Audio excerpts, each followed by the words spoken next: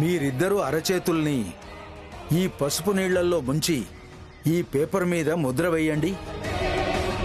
ఎందుకు? వెయ్యండి నాయనా, తెలుస్తుంది కదా. అబ్బా, మీరు వెయ్యండి.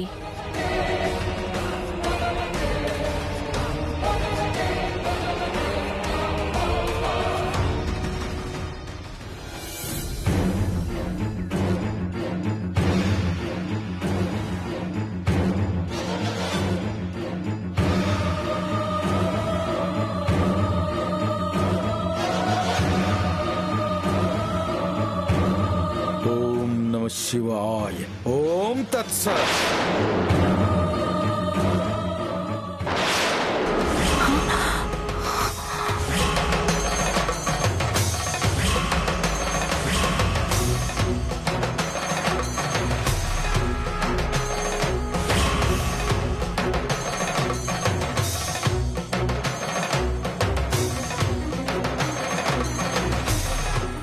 పసుపు పచ్చ ఎర్రగా మారింది.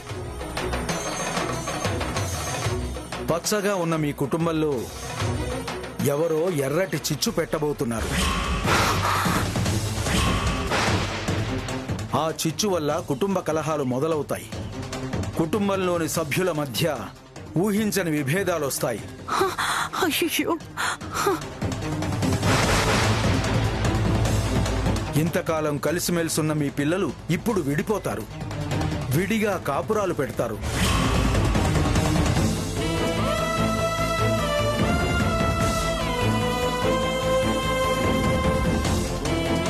ఉమ్మడి కుటుంబంగా ఉన్న మీ కుటుంబం విడివిడి కుటుంబాలుగా మారబోతోంది. నో, నేను నమ్మను. నా పిల్లలు ఎప్పటికీ విడిపోరు. పిల్లలు విడిపోతారని చెప్పి మమ్మల్ని భయపెట్టి శాంతులు, పూజలు, హోమాలు అంటూ మా దగ్గర డబ్బులు గుంజాలని చూస్తున్నారా? వినాశకాలే విపరీత బుద్ధి. వినాశకాలం దాపురించినప్పుడు ఇలా బుద్ధి విపరీతంగా మారి మంచి చెప్పినా వినిపించుకోలేరు నాయనా. ఏమండి, ఏంటి ఏంటి ఇలా మాట్లాడుతున్నారు? స్వామీజీ మన మంచి కోరే కదా చెప్తుంది. దయచేసి మీరేం మాట్లాడకండి ప్లీజ్. నా కోసం ఏం మాట్లాడొద్దు ప్లీజ్. వసంత, ఇలాంటివి నేను నమ్మను, నమ్మలేను. నీకంతగా నమ్మకం ఉంటే ఆయన చెప్పే హరికథలు వినేసిరా. నేను బయట వెయిట్ చేస్తాను. ఏమండి, ఏమండి? స్వామి, ఆయన మాటలేం పట్టించుకోకండి. దయచేసి ఆయన్ని క్షమించండి స్వామి. నా దగ్గరికి నీలాంటి భక్తులే కాదమ్మా, అలాంటి అభక్తులు కూడా వస్తారు. మేము పట్టించుకోము. నువ్వు నన్ను నమ్ముతున్నావు కాబట్టి నీ సమస్యను పరిష్కరించడం నా బాధ్యత.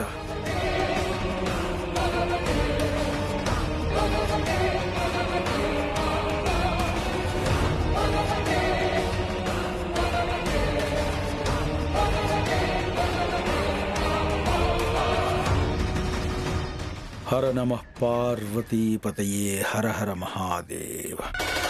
హరి ఓం తత్సత్. నీకు ఏ సమస్య వచ్చినా ఈ 3 గవ్వల్ని పట్టుకొని నీ ఇష్టదైవాన్ని తలుచుకో. ఆ సమస్య చిటికెలో పరిష్కారం అవుతుంది. స్వామి, మరి మీ దక్షిణ? నీ మనస్సుకు నిశ్చింత వచ్చినప్పుడు నీ మనస్సుకు తోచినంత ఇవ్వు తల్లి. ఇప్పుడు దక్షిణ గురించి ఏమీ ఆలోచించకు. రాబోయే ఉపద్రవం గురించి మాత్రమే ఆలోచించు. ధైర్యంగా వెళ్ళు. ఈ గవ్వలు నీ దగ్గర ఉన్నంత వరకు నీకు ఎలాంటి ఇబ్బంది ఉండదు. అలాగే స్వామి. హరి ఓం తత్సత్.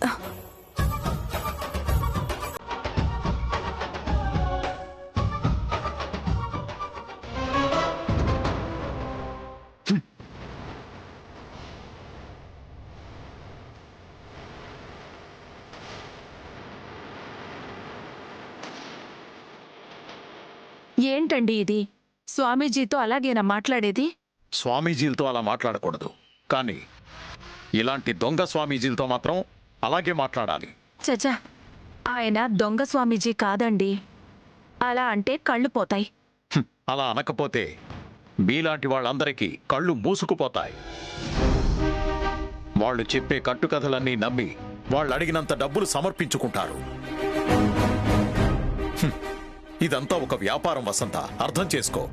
అలా వ్యాపారాలు చేసేవాళ్ళు ఉంటే ఉండొచ్చండి. కానీ ఈ స్వామీజీ మాత్రం అలాంటి వాడు కాదు. నమ్మొచ్చు. చూడు, నేను నమ్మను. కానీ నేను నమ్ముతాను. అతను మన కుటుంబం గురించి చెప్పినవన్నీ నిజాలే. ముఖ్యంగా అఖిల్ జీవితంలో జరిగిన సంఘటనలన్నీ కళ్లకు కట్టినట్టుగా కరెక్ట్గా చెప్పాడు. అందుకే నాకు ఆ స్వామీజీ మీద నమ్మకం కలిగింది. ఇప్పుడు ఆయన చెప్పినట్టు పిల్లల మధ్య గొడవలు వస్తాయేమోనని భయంగా ఉంది. భయపడకు వసంత, అనవసరంగా భయపడకు.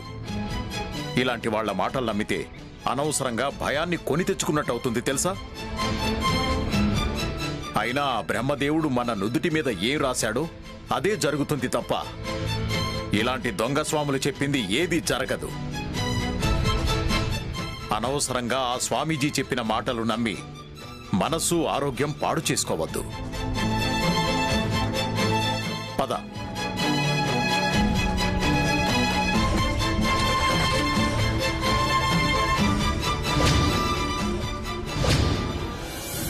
అవునా? ఆ వర్మ మీ మాటలు నమ్మలేదా? అవును, నమ్మలేదు. కానీ అతని భార్య వసంత మాత్రం పూర్తిగా నమ్మింది. కొడుకులు ఎక్కడ విడిపోతారో అని చెప్పి తెగ కలవరపడిపోతోంది వసంత. నేను గవ్వలు మంత్రించి ఇవ్వగానే అవి తీసుకొని బిక్కు బిక్కుమంటూ వెళ్ళిపోయింది. నేను చెయ్యాల్సింది నేను చేశాను. ఇక నువ్వు చెయ్యాల్సింది చూసుకో. అలాగే స్వామి, వసంత సంగతి నేను చూసుకుంటాను. నా సంగతి కూడా చూసుకో. మరి మీ సంగతేంటి స్వామి?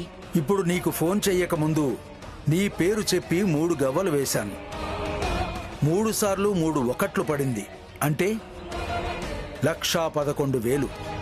వెంటనే పంపించు. ఏంటి స్వామి, ఈ మధ్య మీ గవ్వలు చాలా కాస్ట్లీ అయిపోతున్నాయి. చెప్పే అబద్ధాన్ని బట్టి గవ్వల కాస్ట్ పెరుగుతూ ఉంటుంది. వెంటనే అమౌంట్ ట్రాన్స్ఫర్ చెయ్యి. అలాగే స్వామి.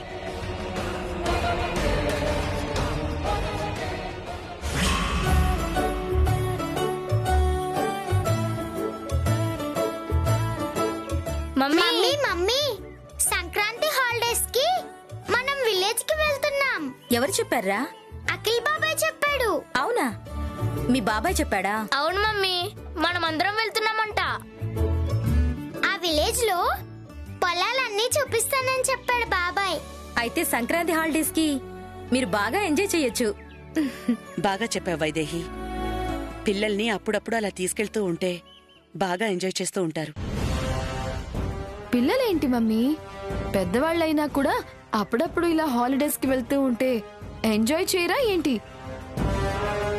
చేస్తారనుకో, పెద్దవాళ్ళు కూడా బాగానే ఎంజాయ్ చేస్తారు. కానీ అందరికీ అలా అదృష్టం ఉండదు. ఇప్పుడు మనమే ఉన్నాం. మనం రమ్మని ఎవరు పిలుస్తారు? మనం ఎక్కడికి వెళ్తాం? మనం ఏం ఎంజాయ్ చేస్తాం? దేనికైనా పెట్టి పుట్టాలి. అదేంటి పిన్ని గారు అలా అంటారు? కావాలనుకుంటే మీరు కూడా మాతో పాటు రావచ్చు కదా. మిమ్మల్ని ఎవరొద్దంటారు? ఎవరు వద్దనరనుకో. మేము వస్తామంటే అన్నయ్య గారు వదిన ఏమీ అనుకోరు. కానీ రమ్మని ఎవరు పిలవకుండా మేము రావటం పిలవని పేరంటానికి వెళ్ళినట్టుంటుందేమోనని. మనలో మనకి అలాంటివేంటి పిన్ని గారు? మీరు మా అత్తయ్య గారికి దూరబంధువే అయినా మిమ్మల్ని సొంత ఆడపడుచుని చూసినట్లు చూస్తుంది కదా మా అత్తయ్య. అవునవును. ఇంట్లో అల్లుడికి ఎంత స్వతంత్రం ఉంటుందో ఆడపడుచుకి అంతే స్వతంత్రం ఉంటుంది. మీరు ఇంటికి ఎప్పుడైనా రావచ్చు, మాతో పాటు ఎక్కడికైనా రావచ్చు. కానీ మీరు ఫీల్ అవుతున్నారు కాబట్టి ఈ ఇంటి కోడలుగా నేను మిమ్మల్ని పిలుస్తాను. మీరు కూడా మాతో పాటు ఆ విలేజ్కి రండి. అందరం సరదాగా గడిపొద్దాం. అయ్యో నువ్వు అంతలా చెప్పాలా అమ్మా? నేనేదో మాట వరుస కన్నాను. నువ్వు పిలవకపోయినా మేము రావాలనుకుంటే వస్తాం కదా. ఇప్పుడు నువ్వు పిలిచావు కాబట్టి ఖచ్చితంగా వస్తాం. శ్యామా, శ్యామా, శ్యామా, నీకో శుభవార్త. మీ తోడుకోళ్ళు మీతో పాటు మమ్మల్ని ఊరికి రమ్మని పిలిచింది.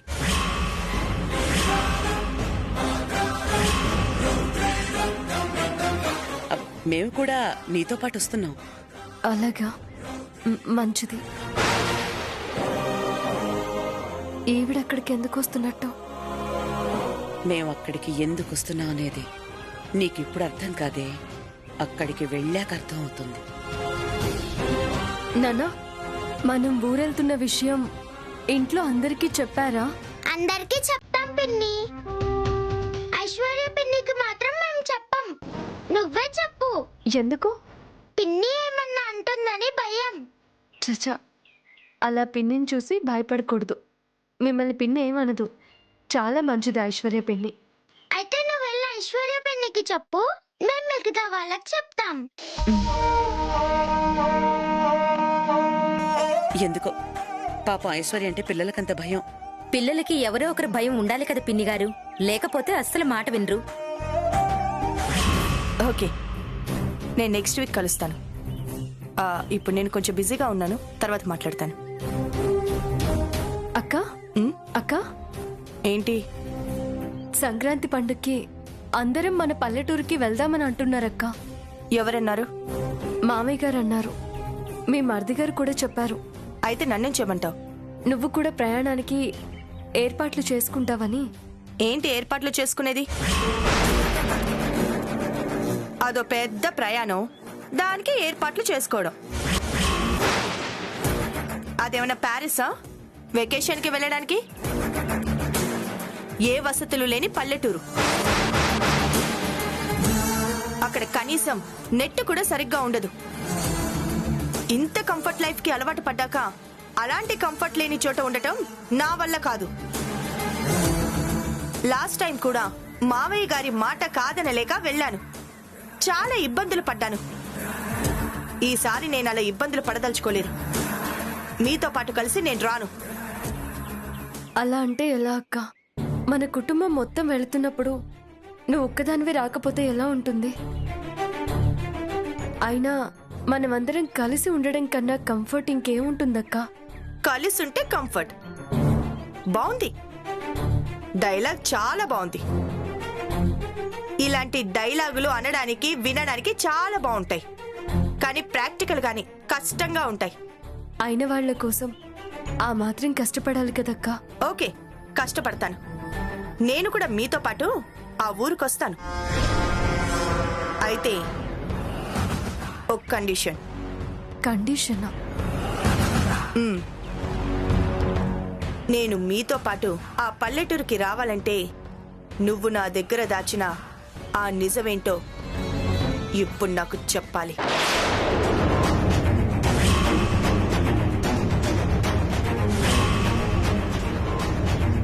గురువమ్మకి నీకు మావయ్య గారికి మధ్య ఉన్న ఆ రహస్యమేంటో నాకు చెప్పాలి.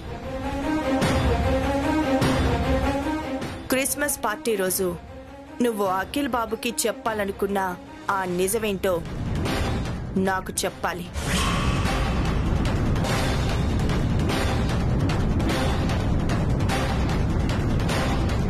చెప్పను.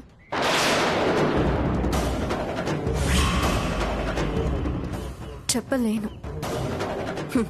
అయితే నేను రాను, రాలేను. నేను అడిగిన పని నువ్వు చేయనప్పుడు నువ్వు అడిగిన పని నేనెందుకు చేస్తాను?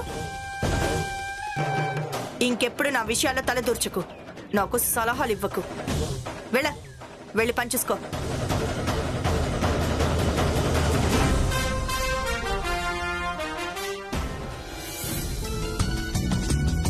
అవునవును, సంక్రాంతి పండక్కి మా ఫ్యామిలీ అందరం మన ఊరు వస్తున్నాం. అందరం సరదాగా అక్కడ కలుద్దాం. Okay, bye.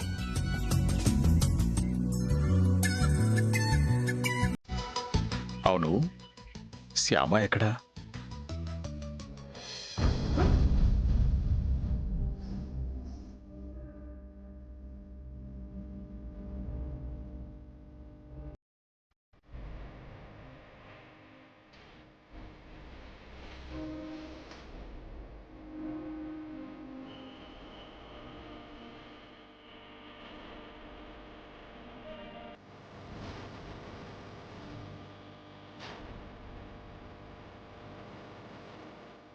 అమ్మా శ్యామ,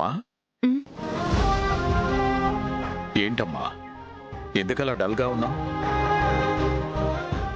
మనం సంక్రాంతి పండక్కి ఊరెళ్తున్నందుకు చాలా సంతోషంగా ఉన్నావు కదా? సడన్ గా ఇలా డల్ అయిపోయావు ఎందుకు? ఏం జరిగిందమ్మా? నిన్నెవరన్నా ఏమన్నా అన్నారా? అదేం లేదు మామయ్య గారు. మరెందుకు ఇలా ఉన్నావు? అంటే ఇంకా మీ అబ్బాయి గారికి మనం నిజం చెప్పలేదు కదా మామయ్య గారు.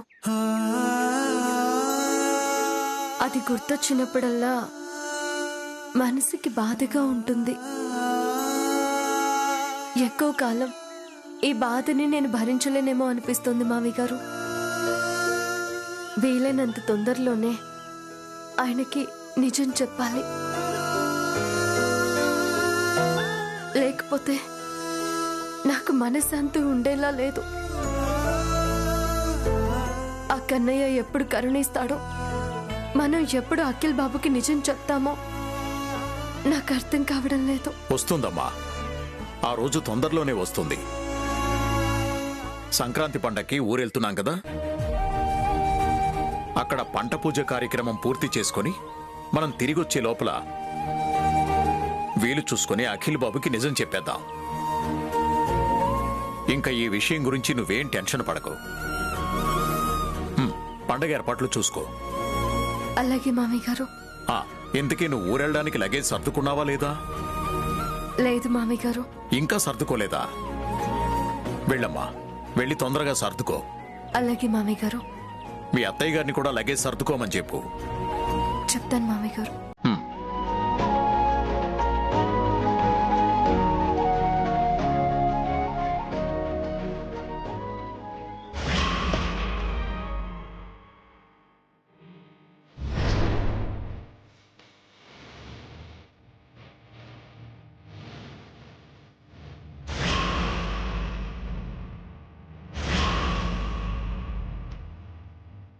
ఈ 3 గవ్వల్ని పట్టుకొని నీ ఇష్ట దైవాన్ని తలుచుకో.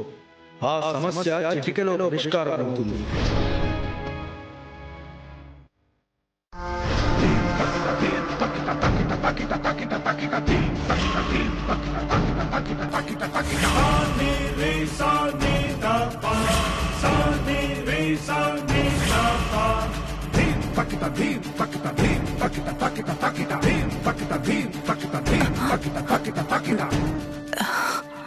ఏంటిది నా అలవులికి పడ్డావు? ఏమీ లేదు వదినా. ఆ గవ్వల్ స్వామీజీ దగ్గరికి వెళ్ళొచ్చారు కదా వదినా, ఏం చెప్పారాయన? ఆ రక్ష కామధేను జారి పడిపోయినందుకు భయపడాల్సిందేమీ లేదు అని చెప్పారు కదా? అలా చెప్పలేదు వదినా. అవునా? అలా చెప్పలేదా? మరి ఏం చెప్పారు?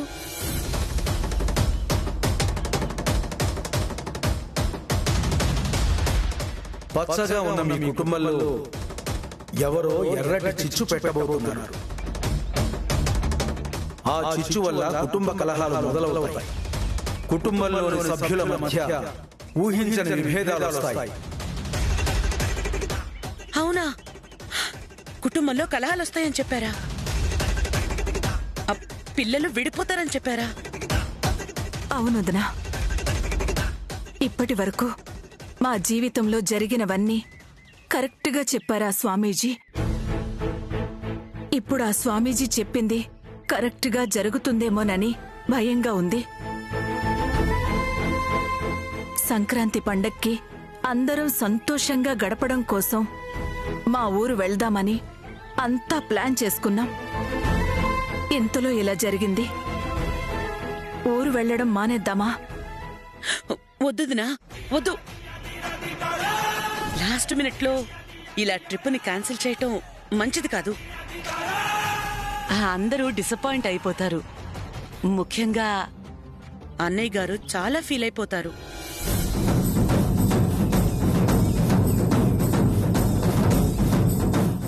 అయినా మనకి కీడు జరగాలనుంటే మనం ఈ ఊళ్ళో ఉన్నా జరుగుతుంది, ఆ ఊళ్ళో ఉన్నా జరుగుతుంది.